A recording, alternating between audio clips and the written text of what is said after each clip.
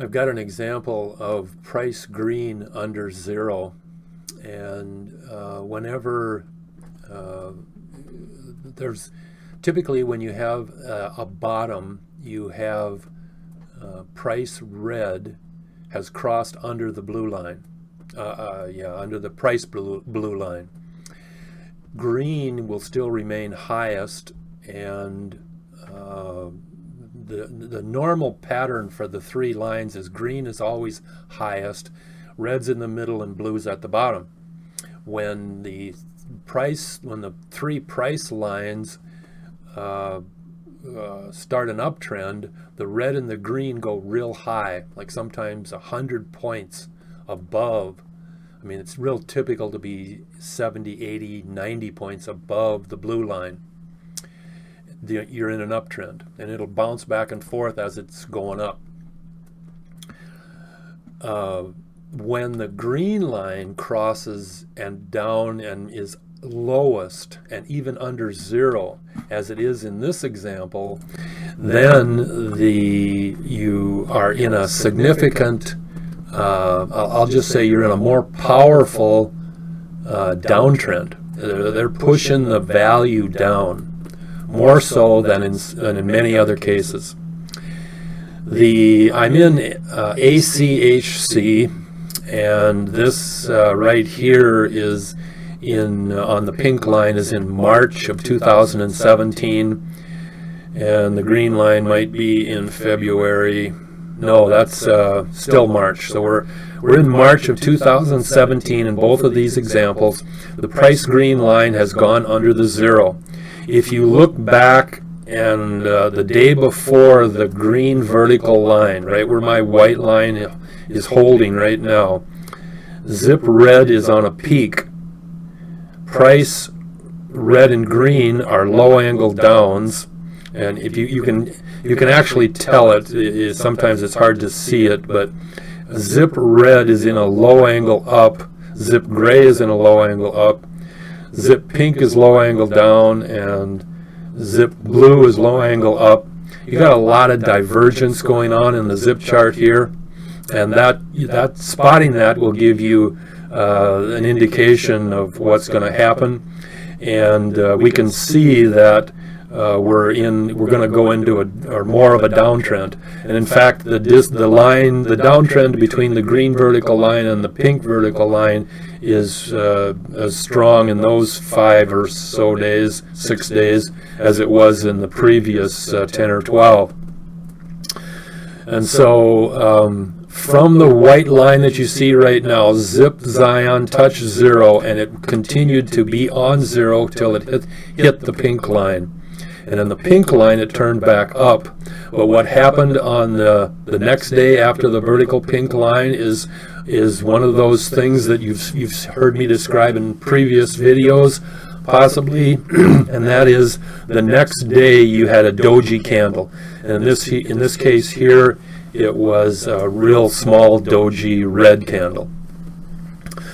But what was the signal that gave us the turnaround? Because since back here at my white line, zip green has been at zero, and so zip green is going to continue at zero for 10 days or whatever that number is.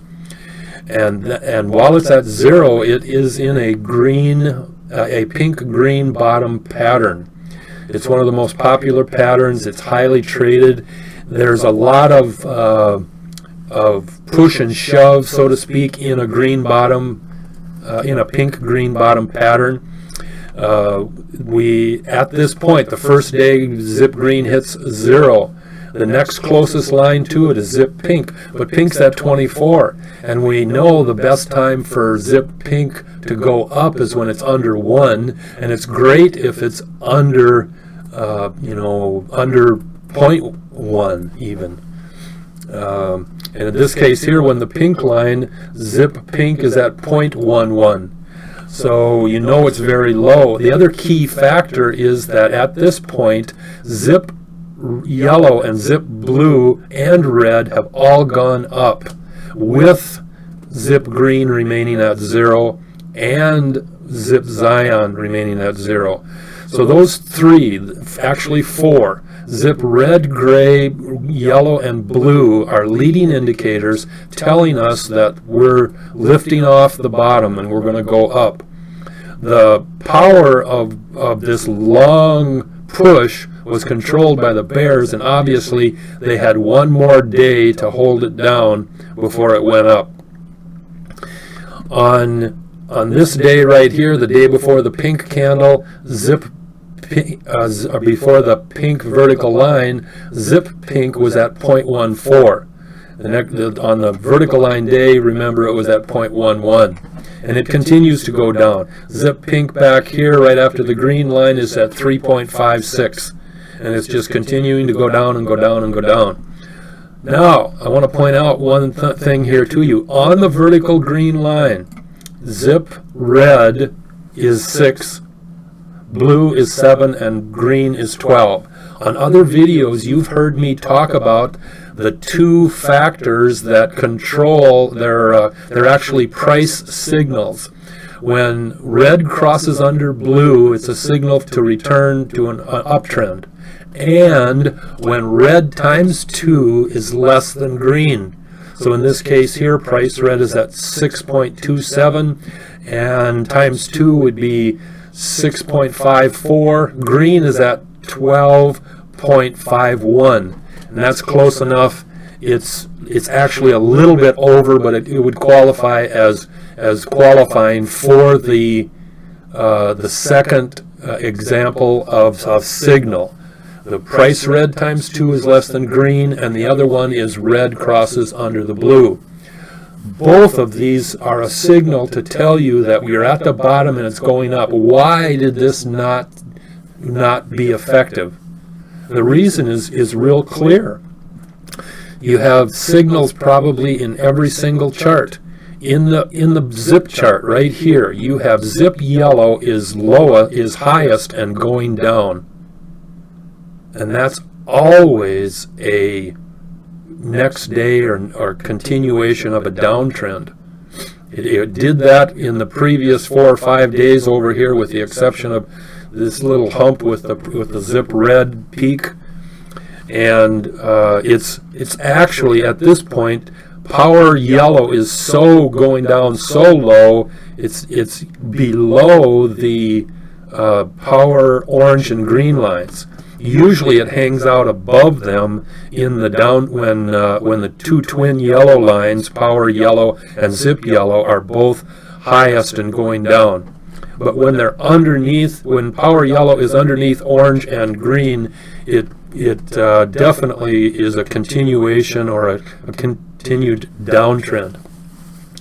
So don't let it fool you. All right, now another thing is you've got swing gray that is crossed under the swing red line. And again, you've heard me talk about when indicator lines cross under one of the 7 short-term lines, or 0, or in the case of the ZIP chart, the 50 line. That is significant. If you're not familiar with the short-term trend lines, the trend trio right here, yellow, pink, blue, are the short-term trend lines. There are 3 groups. Those 3 lines, the power orange and green and the swing red and green. They are the wide lines drawn on the map, and they are when we have down touches in the trend chart, the gray, the red, and the green down touch the yellow, pink, and blue, or the 0 line, and then bounce back up. The entire day trading Visual Basics system is a system of reversals, or cycle tops or cycle bottom identification patterns. And that's what in the top 20 patterns up, there's over 20 indicators that will tell us how to see changes. And there's over 20 in each, and in the top patterns down, there's over 20 as well. Now, you can look at this trend chart. Now, I'm speaking in reference to this green vertical line in the price chart where red has gone under blue, because normally that's an indication as one of the 2 primary immediate patterns that will tell you you're going into an uptrend. And over here, we have on the green vertical line in the trend chart, we have gray as highest and going down.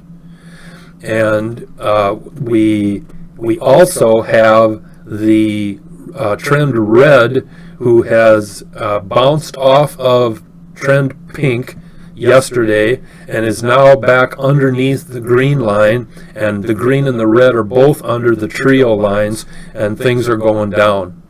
And so and then of course all of your power 4, your pink, blue, white, and yellow are all underneath the power orange and green specifically. The fact that they're under 0 is even more so of an indication that prices are going to go down, because that's just where they are. And obviously with green under orange, that's the indication of a downtrend. So all of your 7 short-term trend lines are telling you it's going to go down. Your 2 twin yellow lines are telling you it's going to go down. Just your zip, Zion and green are both at 0. Zion for 2 days, green for about 5 days.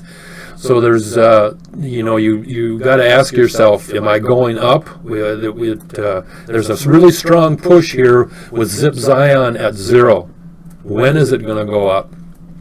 So I wanted to identify that prior to the talking about the zip green being lowest, because that was primarily a really strong signal for the downtrend that was taking place, and it's a really great identification point for a strong reversal pattern. Look at those 2 green candles afterwards, after the up. And like I said, this is one of those patterns where, next day, the day after the pink vertical line, I would have bought that at the bottom of the cycle. And throughout the day, it hardly moved. And so it's not a case of being burned or a case of picking the wrong stock. It's just a case of you have to wait for one more day.